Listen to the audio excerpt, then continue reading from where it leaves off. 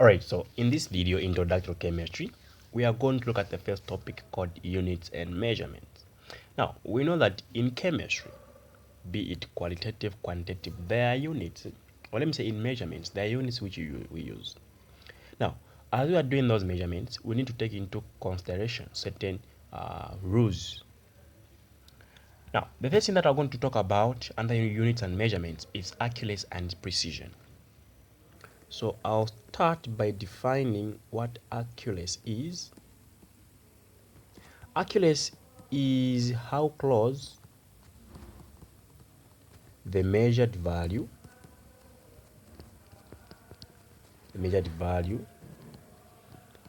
is to the true value. Okay, let's say the true value of length of a wire is 4 centimeters. Then I get the same wire, I measure, and it gives me 3.9 centimeters. How close the measured value, this is a true value, is defines accuracy. Let's go to precision. Precision is how close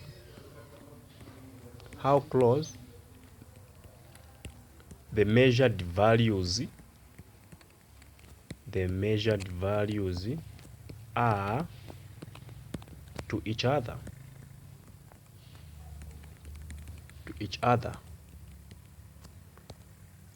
Okay, so let's say I measure, I've got this is 2.41, 2.43, 2.44, 2.41. These are the measured values, right? So how close they are to each other and not to the true value. So how close they are to each other, that's what precision. How precise are you in your measurement? You can see that the first 2 digits are the same for every digit. It shows precision. Okay, that means these numbers are precise. But let's say the accurate value was 3.0. These values, are they accurate? No, because 3, the difference between any of these is quite large. Okay, so those are the definitions of accuracy and precision. Though precision, you can also define at a measure of the reproducibility of the quantities or measurements. So how precise the measurements you are doing are to each other. Now, that was the first one. The second part that we're going to look at is significant figures. Significant figures.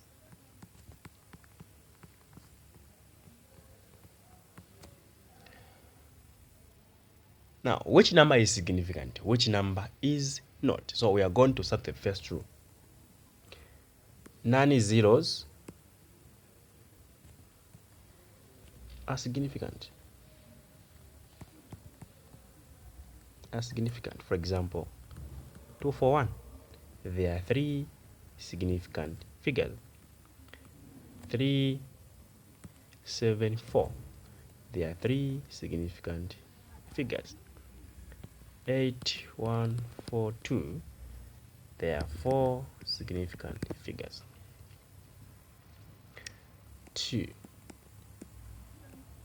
zeros between non-zero digits are also significant. What do we mean? I can have 3002. It has got 4 significant figures because this is a non-zero number, this is 90, then there are 2 zeros in between. I can have 10478. the 0 which is here, so long as it's between a non-zero here, it means this guy has got 5 significant figures. Point 3. Zeros at the end of a non-zero digit are not significant. For example, 2000. So long as there's no point. So we'll say if no decimal point is there.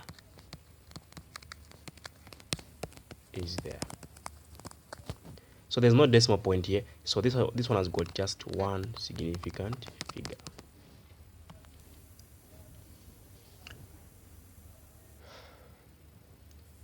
Three, 2, 4, 0, 0, 0. These zeros, they are not significant. So this one has got 3 significant figures. Rule number 4. Zeros between or after a non-zero digit are significant if there's a decimal point. What do we mean? Let's say I have 2.00400. How many significant figures are here? According to this rule, so long as if the zeros are between two non-zeros and then there are those two at the end and there's a decimal point, this means this one has 1, 2, 3, 4, 5, 6 has 6 significant figures. Even when I had if I had this point 0, okay, this 0 is significant at the end so long as there's a point. This means there are 4 significant figures. All right, so that's what we have under significant figures. Let's look at how we can manipulate significant figures when it comes to multiplication and division. Also subtraction and addition. Okay, let's see how you can manipulate significant figures when you are multiplying and dividing. Now when you are multiplying or dividing, your final answer should get its significant figures from the what? From the numbers you were multiplying, which had the least number of significant figures. What do we mean? Let's say I have 2.1 times 3.22. Okay, so 2.1 times 3.22. Your answer is 2.1 times 3.22. The final answer is 6.762. Now, this is not the answer, no. According to the rule, like I said, your final answer should get the number of significant figures from the number which had the least number of significant figures from those we are multiplying. This had 2 significant figures. This one had 3. So our answer is going to get the number of significant figures from this, the lowest one. So it's going to be 6 point. So we round off there, it will be 6.8.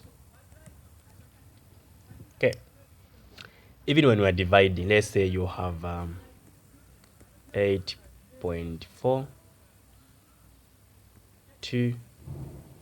We divide by 2.841. Let's divide that one. We're going to have 8.42.